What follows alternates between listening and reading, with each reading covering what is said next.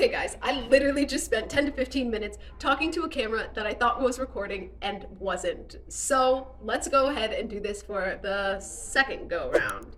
Welcome back to Marielle's Hustles. Sorry if I get the name wrong, as I am rebranding everything because I am starting a new Etsy store from soup to nuts with you guys so you can follow along my journey. Now, my content today is more for advanced sellers as well as sellers that have lost their Etsy accounts.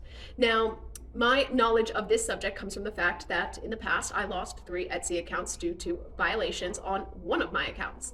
Now, the reason for this is because they can pull your IP address as well as your name, your information. Even if you have a different bank account and different other information, they will be able to figure out that you have other accounts that are related, and they will take those down as well. So today I'm going to teach you how to get back on Etsy if you got permanently banned. Now, Etsy is notorious for permanently banning shops, and when you try and ask why or you try and appeal it, you're gonna get a literal copy paste response from someone on the Etsy team. It is so generic, it absolutely tells you nothing of what's going on in your account or why you got banned. But after crying for several days when my shops got banned, I figured out a way to get back on Etsy, which is what I am currently going through now. So I wanted to teach those of you who have been permanently banned, or in case you do get permanently banned, how to get back on. Now, this is a really pretty simple procedure. Now, it does take a little bit of time. There's really 4 steps involved in this. So if you have not backed up your Etsy account yet, go watch my other video showing how to back up your Etsy account, because this is going to be really important. It will consolidate everything into a CSV file. That way, I believe, and I've never done this before, but I do know that backing up Etsy accounts is important, because you will lose all your listings if not. Even if your account is currently permanently banned, you can go into your old account and you should be able to back up at least some of the information. For those of you who have an active Etsy shop, it's going to be really important for you to back up this information. So that, I would say, is like step 0, right? Step 0. Step 1 would be to go to Gmail, get a new email address. Step 2 would be to go to your Etsy account and remove all of your information. Clear it all, just get it out of the way. Step number 3 is going to be changing your IP address. Now, the way you do this is by turning off your Wi-Fi router for 24 hours or so, or sometimes even 12 will work. Now, you can check that your IP address has changed by the following method. You're literally going to go to Google, type in, what's my IP address? They're going to tell you what your IP address is. Then you're going to turn off your router overnight. When you turn it back on in the morning, you're going to go to Google, type in, what is my IP address? If it is changed, you are all good to go. So that is going to be really important because they can ban shops according to IP addresses. And that is a risk that both my boyfriend and I run, having Etsy shops in the same house. So even if my shop got a violation, his shop could be at risk for being banned as well, even though it is 2 totally separate entities.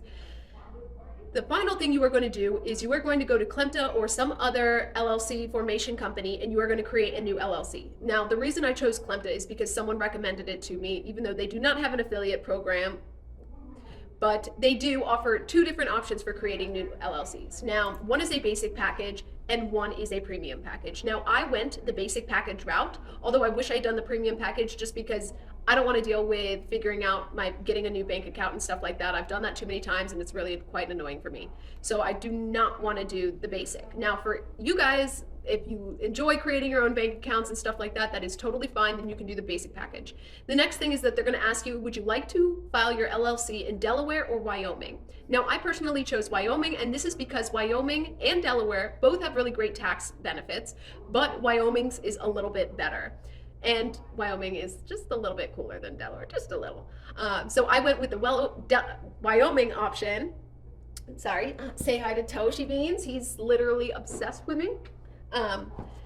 I went the Wyoming route, guys, and you are literally going to make a new bank account, make a new EIN, create a new LLC, create everything new. I mean, everything new.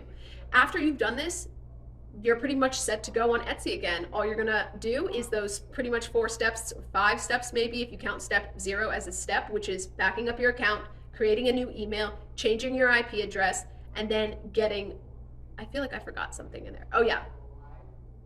So step 0, backing up your stuff. Step 1, deleting everything you have on Etsy just to wipe all the data clean. Third thing, get a new email. Fourth thing, change the IP address. Fifth thing, get a new LLC, new bank account, new EIN. And then, like I said, you're all good to go. So for the most part, that's really all you have to do on Etsy. Also, sorry guys, I notice I keep staring at my pop socket and not the camera. And I don't know why I do that. I think it's because like it's in the center of my phone, which is also a terrible placement for a pop socket because my phone like still leans almost all the way back. Okay, regardless of that. So those are really the simple steps it takes to get back on Etsy. Now just make sure everything you are doing is clean, and whatever got you banned in the first place, don't do it again. My new Etsy shops are completely different. Now I only have one Etsy shop currently, but I am about to open my second one once Klemta gets back to me with my EIN, bank account numbers, etc., etc. And this Etsy shop I will be very transparent on. I will walk you guys through my journey because I've learned so much over the years about Etsy, and it is truly an amazing marketplace with some downsides, of course, but overall it has extreme potential and you will see results way sooner than you could realize. So follow my journey, click the subscribe, save this video for later in case you do get permanently banned for something, because it is going to be a lifesaver. And you know, you might cry for a day or two like I did, but the only thing you can do is move forward and figure out a way to get back on. So that's it for today, guys, and